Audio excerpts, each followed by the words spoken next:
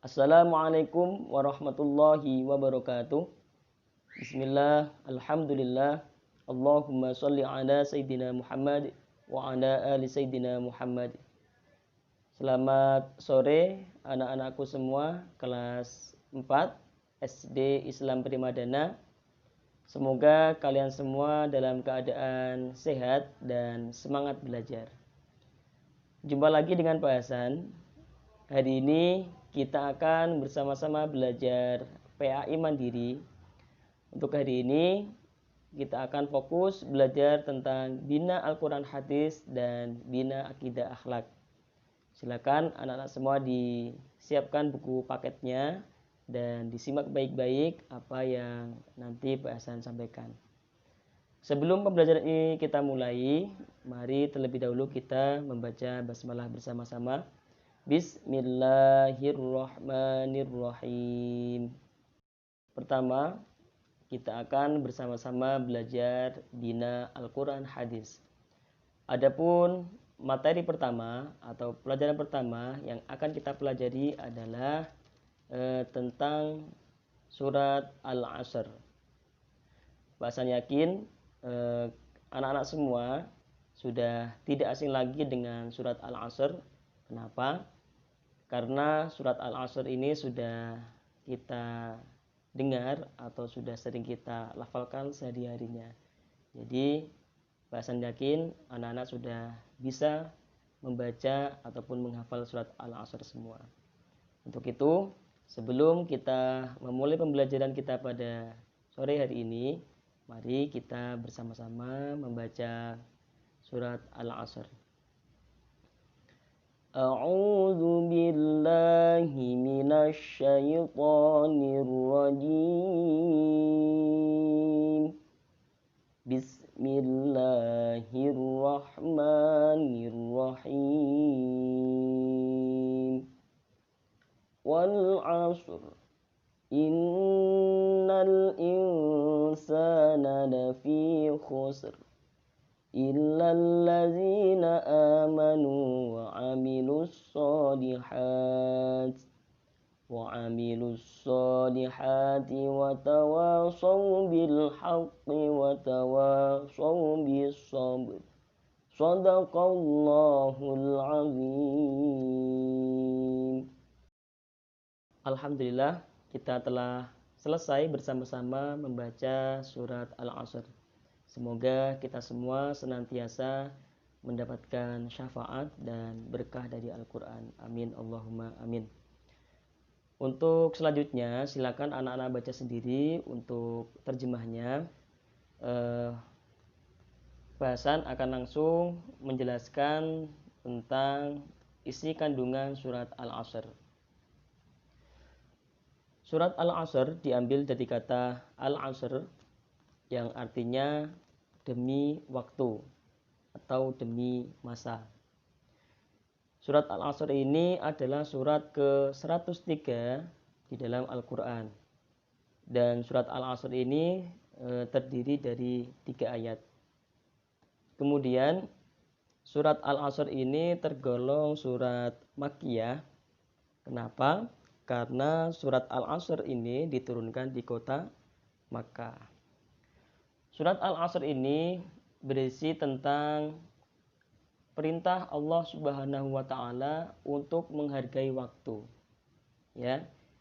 Jadi surat Al-Asr ini adalah surat yang berisi tentang anjuran untuk menghargai waktu. Secara tidak langsung kita diperintahkan atau dianjurkan untuk berlaku disiplin, ya. Disiplin dalam menggunakan waktu. Contoh disiplin untuk anak-anak mungkin disiplin mengerjakan tugas, kemudian disiplin belajar, disiplin beribadah, sholat, mengaji dan lain sebagainya. Jadi tidak menunda-nunda waktu. Ketika sudah memasuki waktu azan, ketika sudah waktunya belajar, jadi harus belajar. Jadi tidak boleh menunda-nunda waktu, ya. Itu namanya disiplin. Karena apa? Karena disiplin adalah salah satu kunci dari kesuksesan. Makanya Allah memerintahkan kepada kita untuk benar-benar memperhatikan waktu yang kita miliki. Kemudian surat Al-Asr ini juga berisi tentang penjelasan orang-orang yang tidak akan rugi. Ya, jadi ada beberapa kategori ya atau golongan orang-orang yang tidak akan rugi. Yang pertama adalah orang yang beriman, ya, orang yang beriman. Beriman kepada siapa? Beriman kepada Allah, beriman kepada malaikat Allah, Rasul Allah, kitab Allah dan lain sebagainya. Ya, jadi percaya akan adanya Allah. Kemudian yang kedua yaitu yang tidak akan rugi adalah orang-orang yang mengerjakan kebaikan. Ya, itu adalah orang yang tidak akan rugi. Karena ketika seorang itu melakukan kebaikan, insya Allah kebaikan itu juga akan kembali kepada diri sendiri. Yang selanjutnya yang tidak akan rugi adalah orang yang senantiasa menasihati, orang yang selalu menasihati dalam takwa dan dalam kesabaran. Jadi ketika anak-anak mungkin melihat temannya yang berlaku kurang baik ya, di sekolah ya mungkin atau pas waktu lagi main, dikasih tahu yang baik-baik supaya apa? Supaya mereka sadar untuk tidak melakukan kejahatan lagi.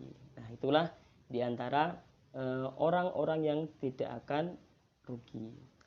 Berarti artinya orang tersebut adalah orang yang beruntung. Itu diantara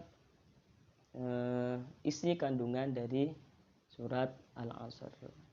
Gimana? Sudah paham semuanya ya? Jadi mari mulai sekarang kita lebih disiplin lagi dalam menggunakan waktu. Nah, itu tadi penjelasan tentang surat Al-Asr.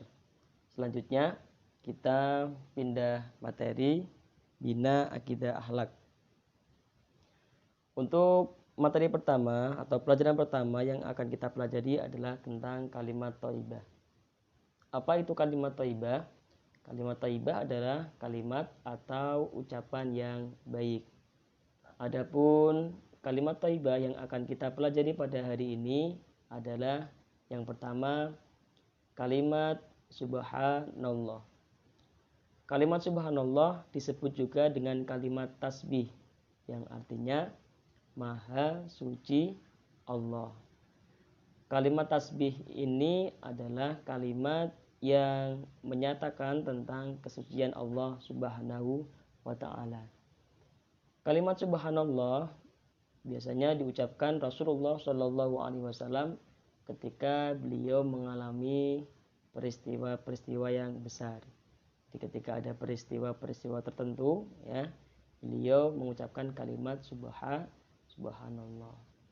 Pada umumnya kalimat subhanallah ini biasa kita lafalkan atau ucapkan ketika berzikir ya. Jadi ketika setelah selesai sholat kita semua berzikir dengan membaca kalimat subhanallah. Kemudian di samping itu juga kalimat subhanallah ini diucapkan ketika melihat kekuasaan Allah yang sifatnya mengejutkan. Contoh, ketika melihat petir, ketika melihat badai ya. Jadi ketika melihat sesuatu yang mengejutkan dianjurkan untuk membaca kalimat subhanallah. Yang kedua adalah kalimat masya Allah. Kalimat masya Allah ini hampir sama dengan kalimat subhanallah yang artinya sama-sama diucapkan ketika melihat kekuasaan Allah Subhanahu wa taala. Hanya saja kalimat masya Allah ini diucapkan ketika kita melihat sesuatu yang indah. Contohnya kita sedang bepergian kemudian melihat pemandangan yang indah, maka dianjurkan untuk membaca kalimat masya Allah. Kemudian yang ketiga adalah kalimat Allahu Akbar. Kalimat Allahu Akbar disebut juga dengan kalimat takbir. Allahu Akbar artinya adalah Allah Maha Besar. Pada umumnya, kalimat Allahu Akbar ini dilafalkan ketika adzan, ya. Jadi pada lafal adzan di situ ada kalimat takbir. Kemudian saat iqamah, kemudian saat berzikir, ya, di situ terdapat kalimat takbir. Selain itu juga kalimat takbir diucapkan ketika kita mengalami peristiwa-peristiwa yang mengandung kemahakuasaan Allah Subhanahu wa taala. Contoh saat terjadi tsunami, ya, kemudian banjir, badai, angin topan dan lain sebagainya, itu kita dianjurkan untuk membaca kalimat Allahu Akbar sebagai tanda bahwa yang terjadi semua itu adalah atas kehendak Allah Subhanahu wa taala, atas kemahakuasaan Allah Subhanahu wa taala. Anak-anakku semua yang Pak Hasan sayangi dan banggakan, demikian untuk pembelajaran kita pada hari ini. Semoga apa yang kita pelajari hari ini bisa difahami oleh anak-anak semua dan bisa diterapkan dalam kehidupan sehari-hari. Cukup sekian dari Pak Hasan. Sebelum kita akhiri pembelajaran kita pada hari ini, mari bersama-sama kita membaca hamdalah. Alhamdulillahirabbil alamin. Sebelum Pak Hasan akhiri, Pak Hasan berpesan kepada anak-anak semua untuk tetap semangat dan jaga kesehatan. Itu saja, kurang lebihnya maaf. Wassalamualaikum warahmatullahi wabarakatuh.